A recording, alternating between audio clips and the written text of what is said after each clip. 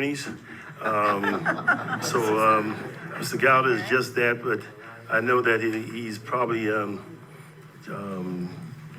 costs a lot of money, so that's why I'm asking him to come here and, now to speak instead of waiting until the end. So Chair Glover, you're the last appreciate one. that. Thank you, sir. Thank you very much. Council members, good afternoon. My name is Andy Gowder. I represent the Open Land Trust and appear today to express their opposition to the zoning amendment being requested to facilitate the county's entry into a development agreement to develop a golf course community on Pine Island. The proposed Pine Island development agreement fails to meet the statutory requirements for development agreements under South Carolina law and violates Beaufort County's cultural protection overlay. The rezoning in the agreement should be rejected as it, one, includes uses explicitly prohibited by the CPO, two, fails to demonstrate consistency with the comprehensive plan and development regulations as required by state law, and three, represents an impermissible attempt to circumvent validly enacted zoning protections through contract. First point, the agreement violates the state law's requirement for consistency with development regulations.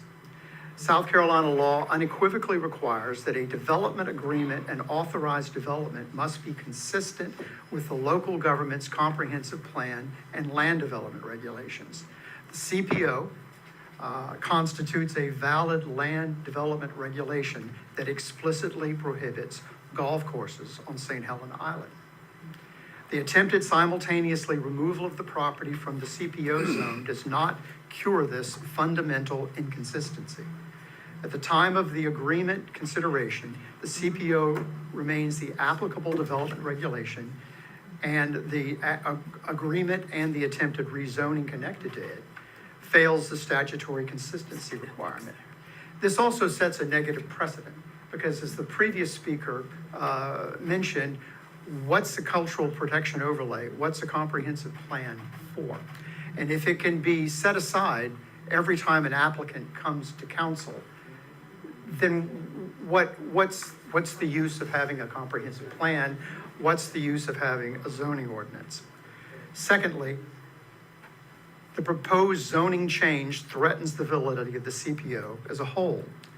The CPO was enacted following extensive study, including the National Park Service's Low Country Gullah Culture Special Resource Study, which the county fully incorporated into its ordinance by reference.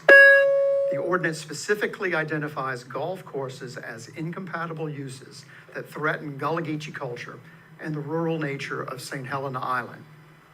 The county should not change its area zoning, the CPO, that has been so carefully adopted over time after broad public participation and approval by the residents to accommodate the latest application of one property owner for their gain.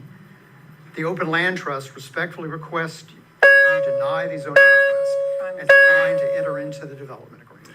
Thank you, council members. I appreciate it. Thank you.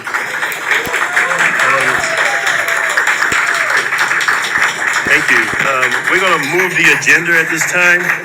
And next on the agenda is number